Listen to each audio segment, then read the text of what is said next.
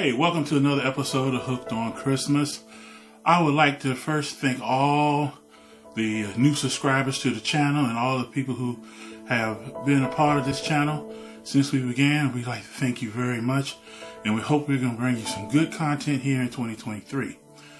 Being that said, a while back we released a video called Classic Christmas Poems, and it got pretty good views, and I've been following some channels on YouTube, and it's high time I think that we actually start sharing some good Christmas stories. So today I have two for you. One is a personal Christmas story, and one is a story called A Different Kind of Christmas. Now, the personal story is mine and my own. Around about, I would say 2016, 2017, I was putting up my light show, and my uncle asked me, he's like, why are you still doing that? You know, why are you buying into the commercialism, and your children are getting older, you know, that thing. And I asked him, I said, do you honestly think that's what Christmas means to me? And he's like, well, what do you mean? And I said, then I wanted to explain to him what Christmas means to me. And I want to share this with you as I shared it with him. When I was growing up, I grew up in a little town called Lawrenceville, Virginia. My mom and I were living with my grandparents and my uncle. And every Christmas, and we used to get snow a lot at that time when I was younger, we would all, me, my grandfather, who I called Daddy, and my uncle would get wrapped up in our snow boots and everything, and my grandfather would go out to the shed and grab the axe, and we would go off into the woods looking for a Christmas tree. Now, today, you know, you just go to a lot or to a Home Depot or Lowe's and get you a Christmas tree. But back then, you wanted a Christmas tree, you went in the woods to get one. And so we would then trample back into the forest behind my grandparents' house to find a Christmas tree. Sometimes it took us hours to do so. But I remember those times so fondly of we three walking through the woods and listening to the sounds of the snow falling, and my grandfather telling stories and had us cracking up laughing until we found that tree.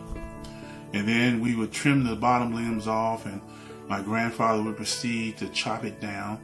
And then we three, I'm going to say us three, would walk it all the way back to the house. And then we would get there and trim it a little bit more, cut the bottom off. And of course, we didn't have the fancy tree stands that they have now. We had a big coffee can, and we would put the tree in the coffee can and then fill that coffee can up with rocks until it was heavy enough to hold the tree straight up. Once we did that, then we carried that into the house. And at that point, my mom and my grandmother, we would all have the garland and everything going around the tree. My mom would pop popcorn, and we would string the popcorn on the tree. My grandfather would go into the little closet and get the lights that he would put on the porch, and it was always all blue lights across the porch. And we would sing Christmas carols and look at Christmas shows like The Year Without a Santa Claus and or Miracle on 34th Street. We would watch these Christmas shows and we would sing Christmas carols. And I remember my mom and I would go up and down the street sometime and sing Christmas carols. And to me, that's Christmas. And as I explained this to him, he went, oh, you remember all of that? I said, yeah, like it was yesterday. And so what I'm doing is trying to make sure that I'm leaving a Christmas tradition for my children. And I not only do it just for them, but there's no better joy than looking out your door and seeing children staring at the Christmas show in awe. There's no better joy seeing adults, you know, doing the same thing, or coming and knocking on the door and saying thank you for what you've done for the community. It fills me, you know. We had the guys come through with the fire truck saying great light display, and I really enjoy that part of Christmas, is bringing some joy to someone's heart. It's the reason why the Light Show is always called the Joy of Christmas Light Show. It's to bring joy to someone's heart.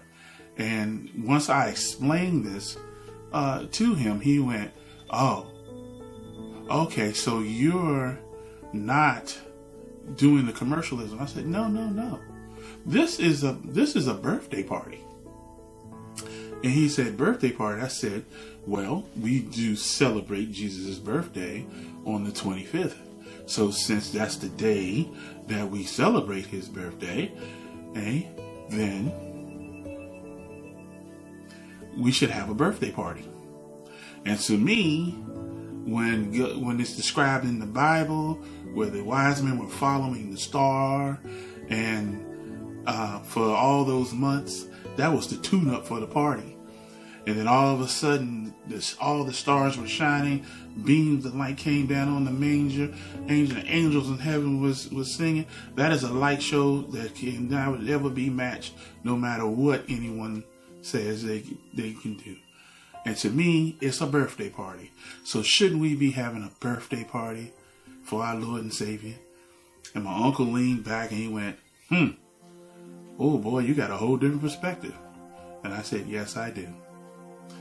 I share that with you because I wanted to let you know what drives me to do the light show every year. What makes me percolate in my head and think of new things and stuff to do, because it just brings joy to people's faces. And even though my children may hem and haw and call me the light monster and all these other things, when they see everything lit up, they're like, "Yeah, that looks good, Dad. That looks good." So, with that said, we're going to do the next story. And this is a series of stories that I found a site on. And we're going to be doing these stories. And this story is called A Different Kind of Christmas. The story begins with a lady named Martha, who tried to ignore the approach of Christmas. She would have kept it almost entirely out of her thoughts if it wasn't for her husband, Jed, who had come into the cabin one day, stomping the snow off his cold feet, and said with an excited voice, "Martha, we're going to have a Christmas tree this year. I spotted a cedar on the rise out on the south of the wheat field, over near the Norton's place. You know it over there. It's a scrubby thing, but it'll do.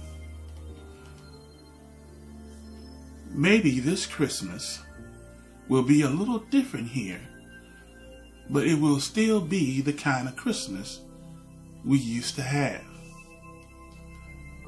As Martha shook her head, she noticed the little boy Daniel had glanced up quickly from the corner where he was playing, patiently trying to tying together some sticks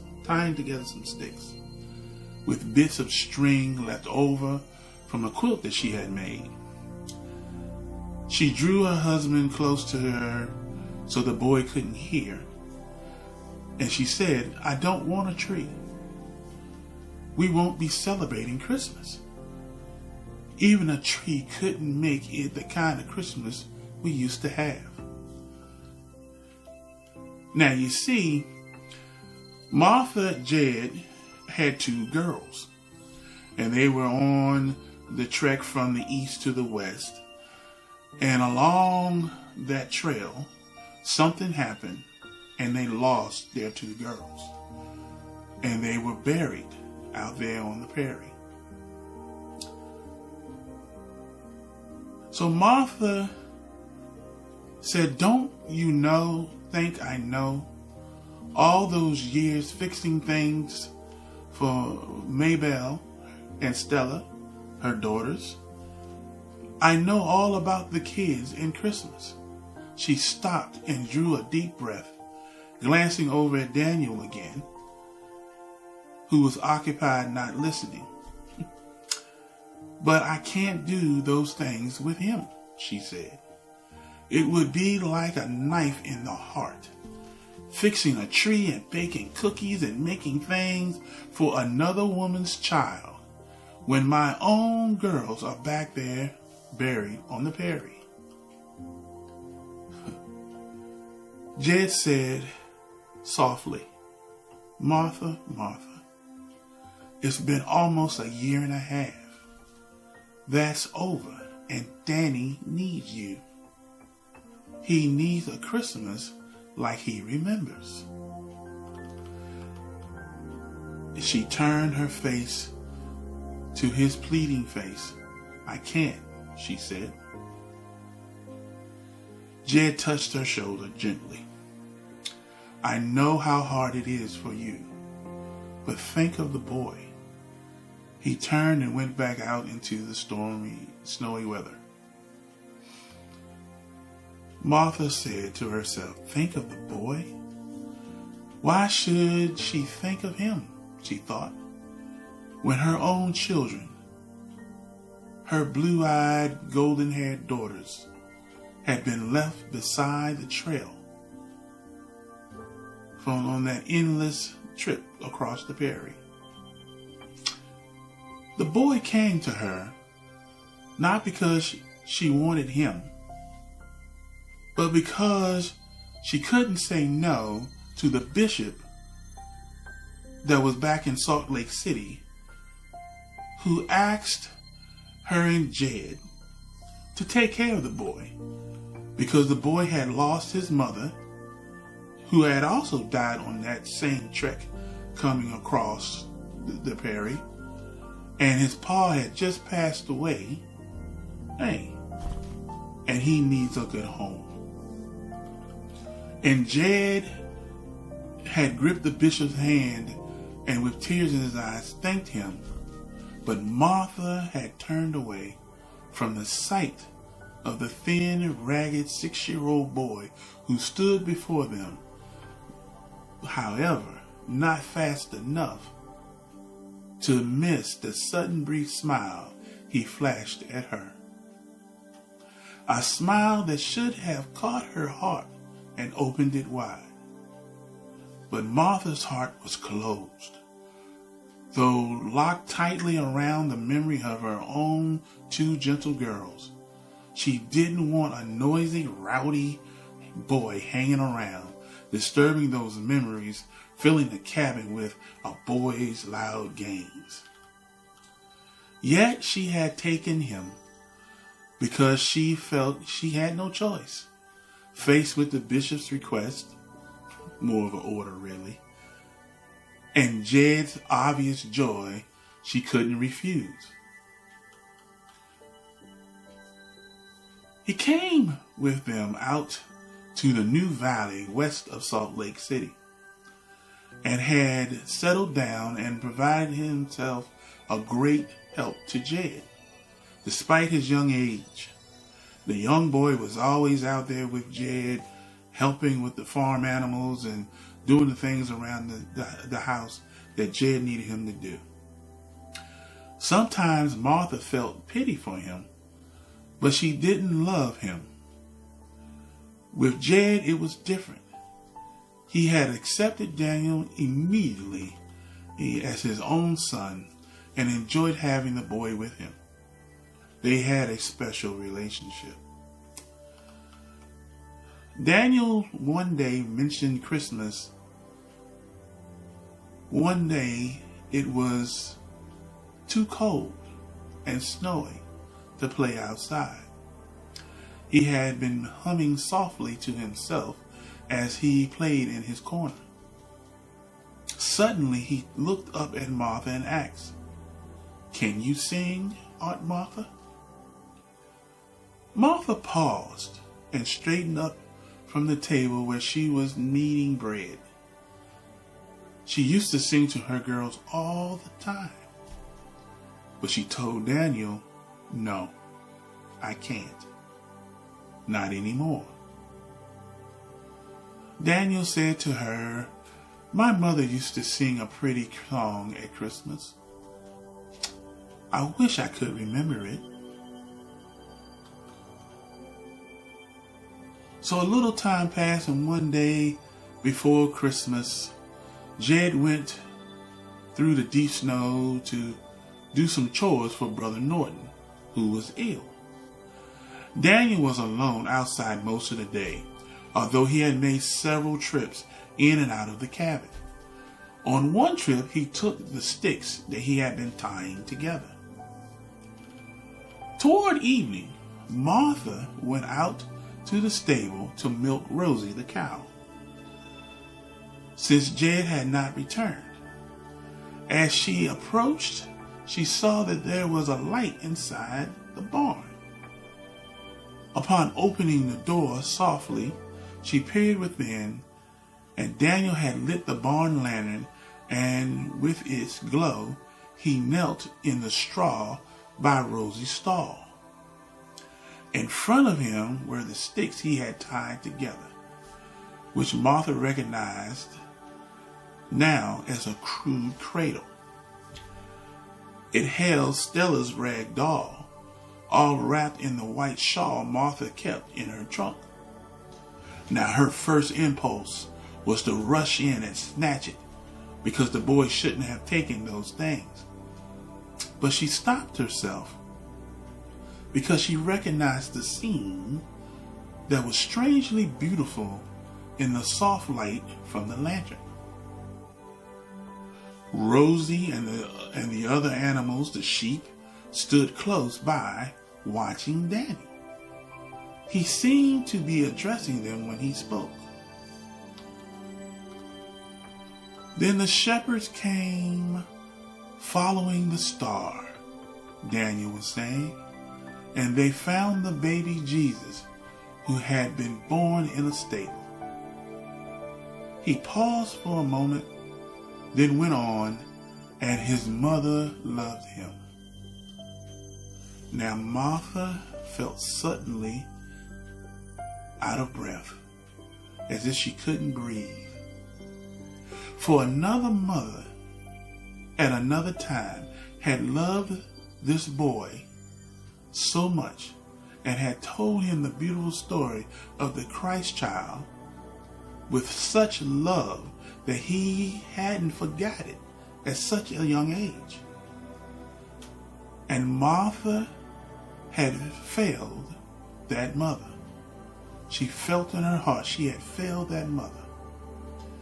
In the silence of that moment, Martha began to sing Silent Night, Holy Night. And Daniel looked up. That's the one, he whispered. That's the song my mother used to sing to me. Then Martha ran over and gathered the boy in her arms. He responded immediately, clasping his arms tightly around her. Danny, she said, sitting on the edge of Rosie's manger, let's go in the cabin and get the cabin ready for Christmas. Maybe it isn't too late for for Paul to get that tree. It might be a little different kind of Christmas, but it will still be a little Christmas we used to know. Danny said, do you mind if it is being a little different? I mean, with a boy instead of your girls? Martha wondered, as she had a little boy on her lap, how long it would take her to make up to him for the hurt she had inflicted these many months. She looked at Danny and said no. After all, the baby Jesus was a boy. Danny said, that's right, with his wondering eyes. She set him down on the floor and put her arm around his shoulders and said to him, Merry Christmas. Merry Christmas, Danny. He looked up at her with a smile that did not fade quickly away this time. A sweet smile full of love he had been waiting to give her. Merry Christmas, he said, and then added softly, mother. I share this with you because here is a mother and a father who had experienced tragedy as they were on their way out west. And at the same time, this young boy had experienced the same type of tragedy. And they were brought together. But in the midst of it, one parent's heart was still open while the other one was hardened. But be it not like God to allow the story of the birth of his son to reach this mother in a way that allowed her to understand that even though the pain of her daughters being lost, she could still love another, as well as this little boy could love again too. I'd like to thank you guys for watching this episode of Christmas Stories. If you like it, hit that like button, subscribe to the channel.